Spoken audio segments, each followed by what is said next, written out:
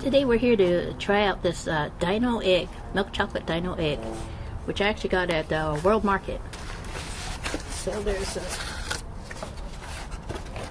the Dino egg. You're supposed to crack it open, and there's a Dino surprise in there.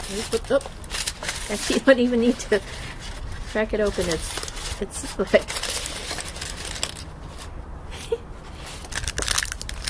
it's a little Dinosaur Triceratops.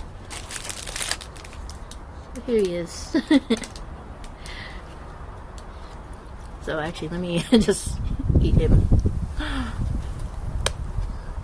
And he's hollow too. I think I'll give it an A. It's got a cute concept, and the chocolate's pretty good too. So anyways, I'm going to take another bite, and I'll see you in the next one.